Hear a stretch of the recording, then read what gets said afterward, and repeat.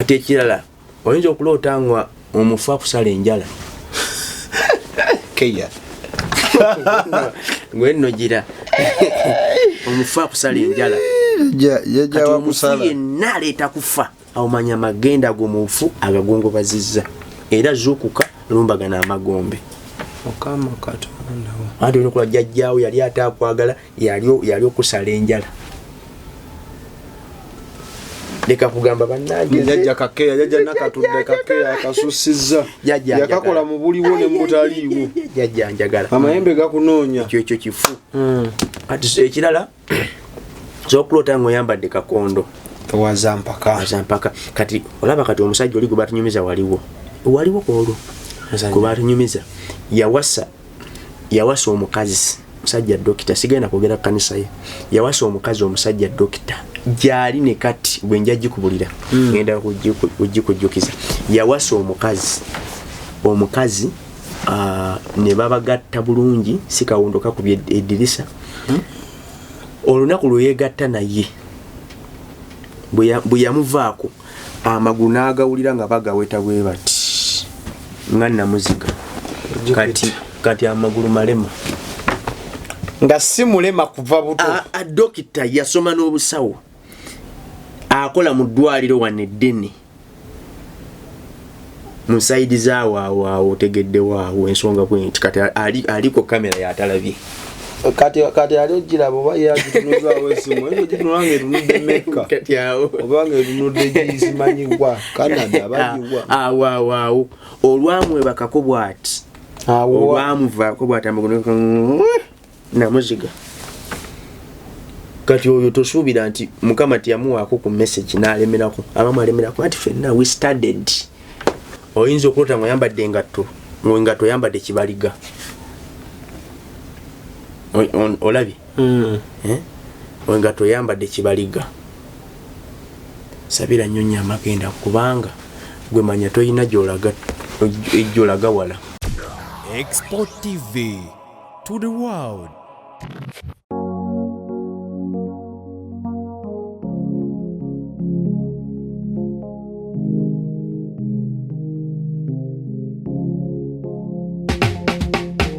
Kankwanjulire Cambridge Junior School esangibwa Matugga Kito. Bano beesowoddeyo okubangula omwana ow'omulembe guno. Omwana agenda okufuluma ng'alina obukugu obulala bungi omuli okukozesa ebyuma bikalimagezi oba kompyuta, okuwuga, okuyimba n'okukuba ebivuga byonna, ate nga ne co-curricular activities tetuzisudde muguluka. Buli nzikiriza y'omwana essibwako essiira. Tulina day ne boarding.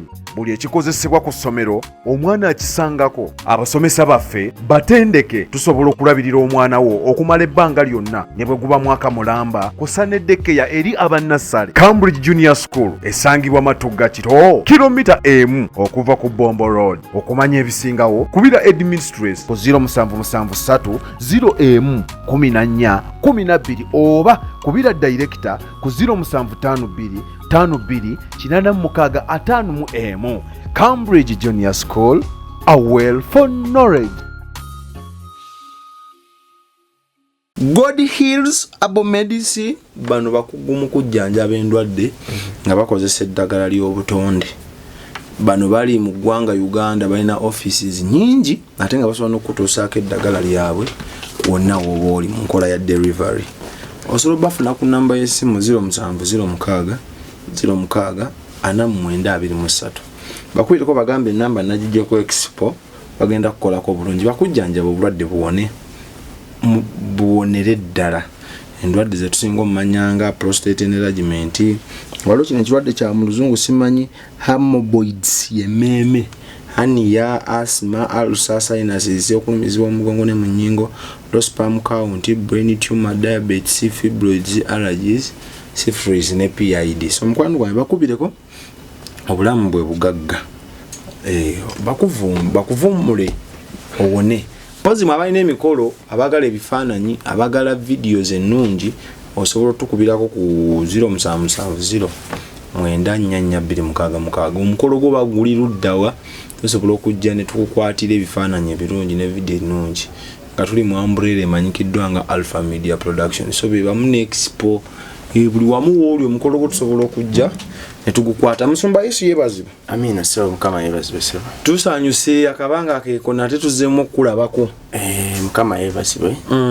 Abalabi baffe mukama yebazibu bannange muri omutya. Mwebale kwagala Kristo. Yesu yebazibwe. Amina. Agulumizibwe nnyo. Namba agala nnyo. Mwebale kutwagala. Wow. Nze Musumba Sekitoleko Peter. Nziza ate era tubeeko bye tuyiga. Tera n'okuyamba abaana ba Mukama kubanga nze lwaki nayitibwa njagala kuyamba abaana ba Mukama kutegeera amazima. Bible n'okutuuka okutegeera amazima. Bategeddala amazima. Nsangibwa Lugala Prayer Power Church. Ndi ku 056129698. Kama abampero mukisa 056129698. Wow. Atubadde nga tujja twogera ku birooto. Atugenda tubirambika birooto by'endagaano z'ebika bikulondoola byoto. Twogera ku birooto by'abafu. Ntwogera ku ki kugamba nga tutambula nnyo mu negativity concerning ebirooto. Waliwo abantu abaloota ebirooto ne batamanya nti oba kino kiraga ki oba kiraga ki. Nabo gye bali Musumba bangi. Oli yangamba sodo oloota ni mwana ndoota naye neerabya nangamba oli mufu. Ndoota nga neerabya. So mikwano gyaffe Musumba leero agenda tutotolera ku nsonga ku birooto ebiraga amagenda. Amagenda. Tuzze tuhandolinga bingi.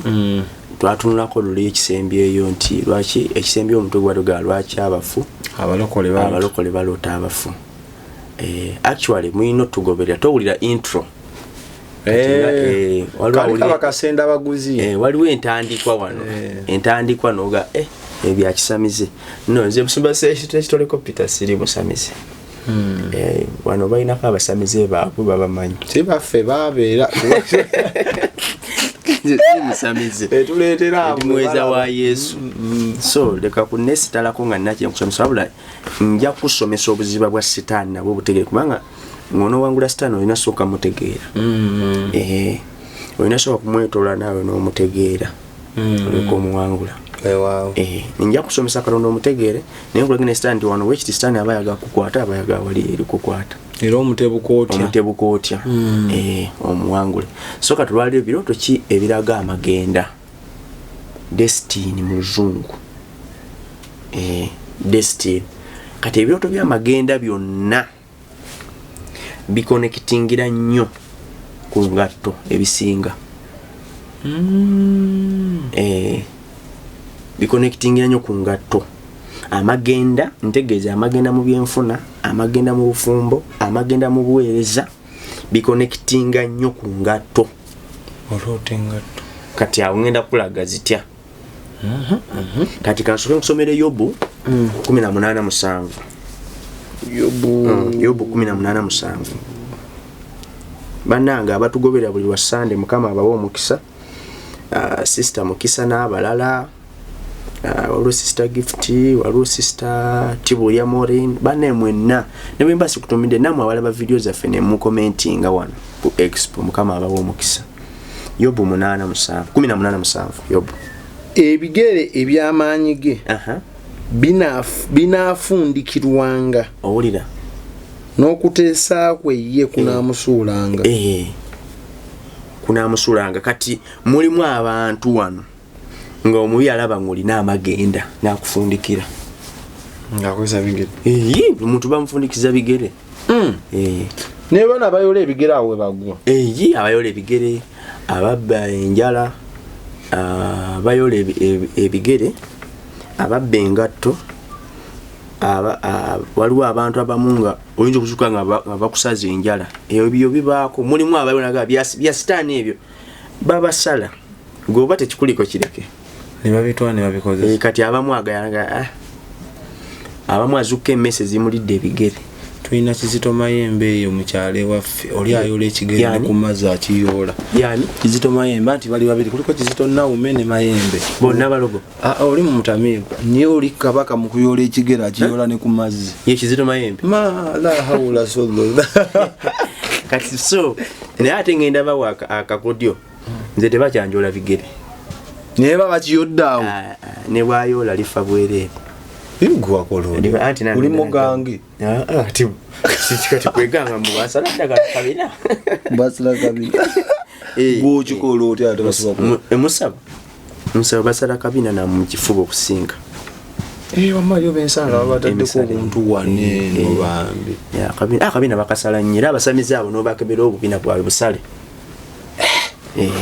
Mukama Katonda kati kweganga kati nze negangira mu Yesu otya anti ngenda akulaga kati mbale nchaga nti ebyoto byonna ebyamagenda biconnectinga nnyo n'engatto okusinga ngatto na bigere ebigere n'engatto ngambye nti olota bakubyeko engatto olota ebigere bikuvunzeeko tolina njala olota emese kulya ebigere ebiwe bityo kati tugeze kantandike osobola okuloota nga oyambadde engatto nnene si ya size yo tekutuuka ngeze oli wa size 29 oyambadde 4 ekulebera kulula nankulule ekyo bwoba badde osabira bufumbo mukama abakugamba nti oyo omukyalo oba omwami gw'osabira si wuwo aba mukuganye tugeze osabira mukama ono gundi soda biki mutwala mu linnya lya Yesu n'olota muyambadde engatto nga ennene oba badde oyina sister gw'osabira n'olota nga oyambadde engatto nnene mukama aba mukuganye nonya bitala ate osobola okuloota nga oyambadde engatto naye nga zikunyiga esi nnene ku luno naye si wuwo oyo naye kitegeeza si wuwo bweba bizinensi aba agikuganye bweba kyaki mukama abeera kuganye otojja kufunira mirembe onfuna kati oluusi ate kati ekirala osobola okuloota ng'oba oyinako engatto emu endala togiraba ebuze ekyo nakyo si kirungi oyinako engatto emu endala togiraba tegeeza toyina magenda kubanga ninako emu ate kati olagawa tosobola gifuluminamu yokka tosobola kati ekyo nakyo kibi era oba olina okukabira Katonda n'ogamba mukama jjayo engatto zange gye bazitwala bwe tuba tusabira ekirooto ng'ekyo tusabira amagenda tusabira nnyo ebigere bino omusaayi ogwava mu bigere bya Yesu soda nakunyola nakuga nti Yesu yayiwa omusaayi okuva omusaayi gwe tugunyola mu sports 7 soka ku mutwe walugu yatuya n'obutuyanyi mu bibatu 3 mu bigere wano bamugatta bwe bati kati ebyana byera ndeete kati eyo topiki yange kati bwenye balya byonna wano so sports 7 ni wano balawo kandekeraawo kati so kati naye bwe tuba tusabira amagendo omusaayi tukozesa gwava mu bigere bya Yesu osaba gw'okowoola andi kati kankubuulire abawangula bokka be bagezi ne bwe luba lutalo the way kibayita the art of the wakatabaago wangula lutalo bwe kiri singa kyali buli omwangu lutalo singa entalo teziggwa ndowooza anti buli mwaba neshuwa wini naye kati awangula yekka yoyo amanyi butya bwe bawangula lutalo alina art of the kati n'ekyo kati gwe waliwo omusayi gw'osobola okuyita nga sitaani aseka busesi nga tegukwataganira ddala by'olikusaba tegukwatagana na byoliko mpulira kati ekisa ekirala osobola okuloota nga ate engatto erimu ebituli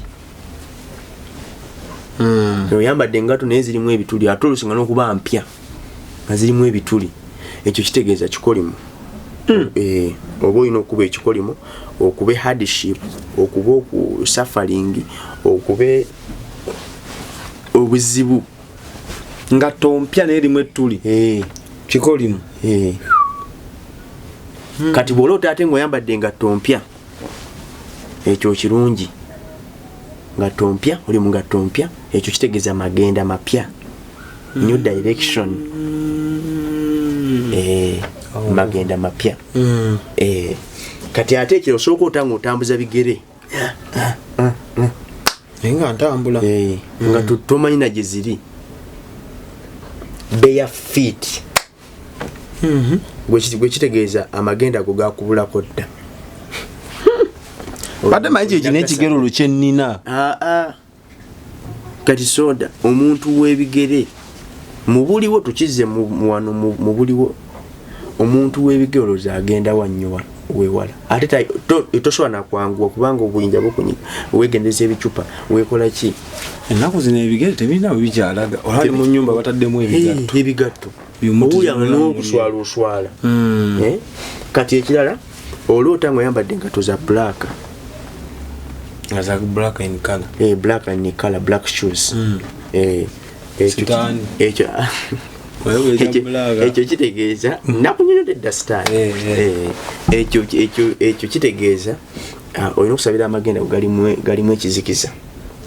Galimu ekizikiza lumbagana ataaka obulabe bwonna omubi bwayinza okukolera. Era bwolota nga obadde ogenda kwanjula n'olota naye nga oyinza okulota nga oyambadde engatto ngato oyambadde kibaliga. Olabye ngato oyambadde kibaliga. Sabira nyonya amagenda kubanga gwe manya toyina gyolaga wala beera mugozirini mungi bane mtaniko kwekerera ebilooto. Kati kankubulye soda bano bonna abolaba emikolo omwami teyakyadde mukyalo bayamuyiye biki wabayawo kyaba yaloota atakifaako awuliyanja n'okulizoninga buli kimu era engato za black alizoninga abaana balizoninga awo. Bino ebyakatonda byetaaga kukakana kuwuliriza n'okola mpulira. bw'oyambadde engato za red wegendeze red eno ebeera warning nsonga nnyo ku warning. Tugeze obadde osabira mwami n'otanga oyambadde engatto za red nga mutambula kama abanga akuwoninga nti wegendereze omusajja gwoliko yandiziba ensibuko y'okubonabonaako. Red black nzikiza na gundi ataaka ne gundi bulimba ataaka bwe bityo red warning. Bw'oba obadde osabira mulimu kati bino ebyoto bijja nnyo nekyo obadde osabira oyinza okuba osiiba kufuna mulimu oyinza okuba osiiba kufuna mafuta gundi buweereza munaweerereza n'amakanisa g'oyimusiza mukama n'akulaga. Mukama agamba nti amagenda go n'ekkanisa eyo gandi kuvirango okubonabonaako. Kati bwekikalaba kati mu bufumbo mukama asobola okukulabula gwe n'olemerako ate abaana mukama kino balina okiga mukama bw'akulabula. Do you believe What? that it's possible to cure from diseases like fibroids, hernia, prostate enlargement without surgeries? Yes, it's only possible with God Heals Herbal Medicine. We also have medications against ulcers, prolonged constipation, hemorrhoids, syphilis, gonorrhea, back and joint pain, low sperm count, high blood pressure, sinuses, UTI, asthma, allergies, sickle cells, low immunity, liver infection, kidney infections, etc. We are located at the entrance of New Tax Park, Hijab City Arcade, shop number GF34. We also offer banking agent services. For more information, call +256 70 60 64 923. God Heals Herbal Medicine.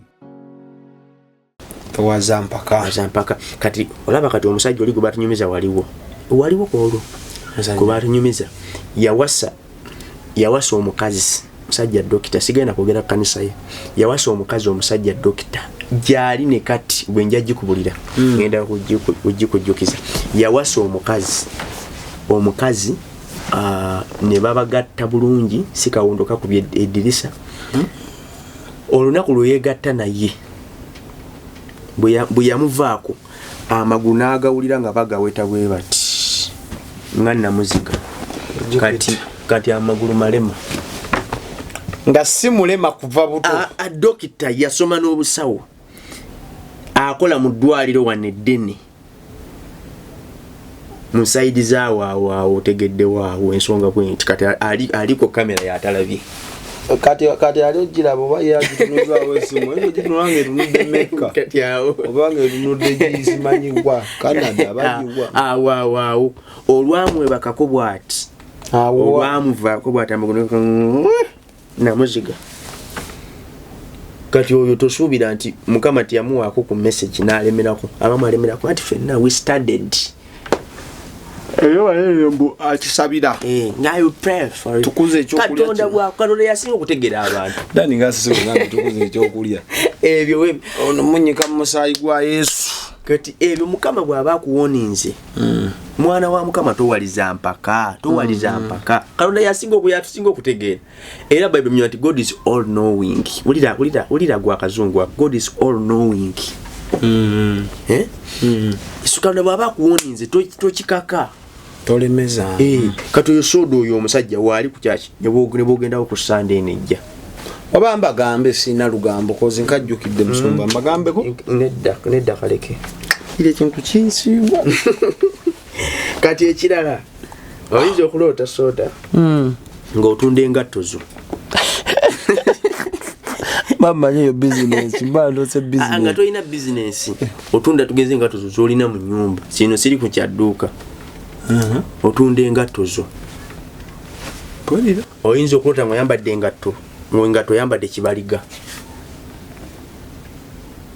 olabye engatto oyambadde kibaliga sabira nnyo amagenda kubanga gwe manya toyina gy'olaga ejjolaga wala sigamba nti otunda ngatto lye mulimu otunde kape yako kuolinaako kuotunda ewaka oli kutunda magenda go situkasaba saba bulungi nnyo tolira ekirala oyinza okuloota nga otambulira mu sapatu okubyemu kawo moja ekyo oba olina kusaba nnyo olina okusaba kuba ekyo kitegeeza buswavu safaringi kyeki mu Luganda kubonaabona hardship kalubirize kuba ku mulembe guno ne mbuliwo sapatu erina weekoma bagireka mu kigo simanyi lwaki ndowooza olaba okusibwa kwayo bwe bagisa ejjako bano bannafe abamulogi bwe baziremezaamu kati tugeze n'oba ng'ogenda bweru naye ne weeroota nga obadde osalayo ne weeroota ng'otambuza sapatu ogenda ku kisaawe Entebbe kyuka bujuzi oba olina okusabira amagenda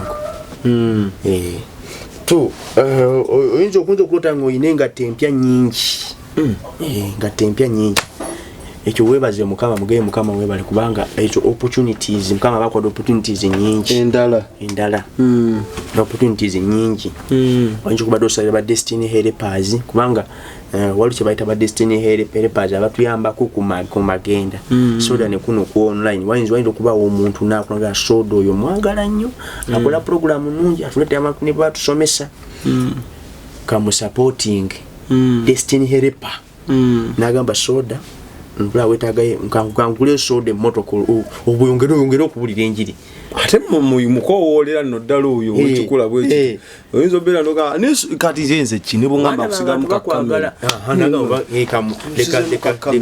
leka gundi soda ngeringa bakyaza abantu katomuyiwe mu kamera nuga soda wesimula nnyo akatuuyo weze eri kamera bagiyita batya eri 6 watt simanya 60 watt walukamera R6 eri emiliyoni 11 kati eri atidde sobola okwekolamu omulimu kuno kuliko ba destiny helpers bangi ng'oli omuntu takumanyi nakumanya naye naawulira nga omulimu gw'okola gukwesa mukama ekitiibwa nakakuwa kati oyinza okuloota nga waliwo ki new shoes kati ekirala oyinza okuloota nga omufu akusala enjala keya ngwenogira omufu akusala enjala jajja wakusala yenna aleeta kufa awumanya magenda go mufu agagongobazizza era zukuka lumbagana amagombe okama katonda ate olikola jjajjaawo yali ataakwagala yali okusala enjala leka kugamba bannange jajja kakeya jajja nakatudde kakeya akasusizza yakakola mu buliwo ne mubutaliiwo jajja njagala amayembe gakunoonya ekyo kifu kati ekirala zokulota ngoyambadde kakondo ibaita ayihiru leka abamu nono bakivunula nti powerful anointing abana bagamba nti high level oli mukama olwakulinyisa ddala ukanga badoti ekyo kibi kakondo setback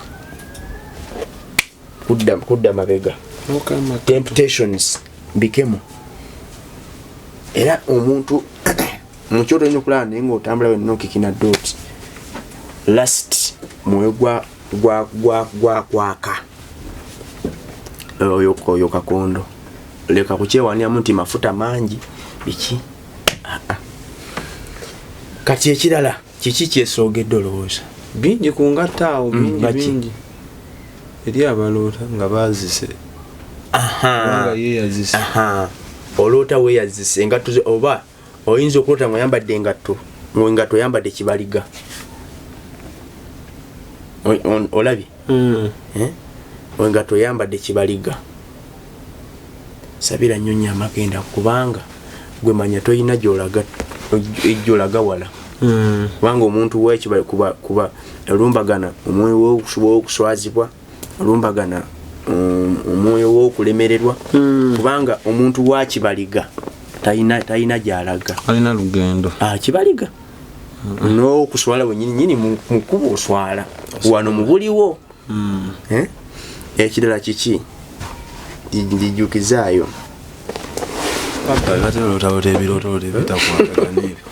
otelolota ku ngatto mukisa nno fulaawa ennaku zali bubi abbe neddaano abatumira so engatto tugeze oyinza okuloota nga engatto oyambadde ezitali zizo nti zitya zikutuuka byonna kino ezo oyambadde si zizo mukama abanga kugamba nti idea z'okozesa mu magenda go koppa nkoppe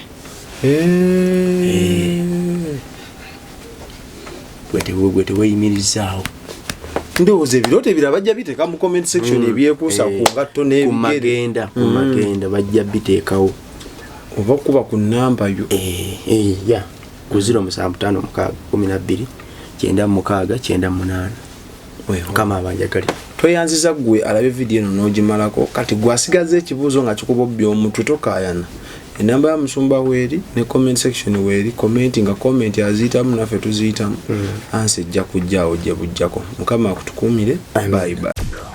xpotv to the world.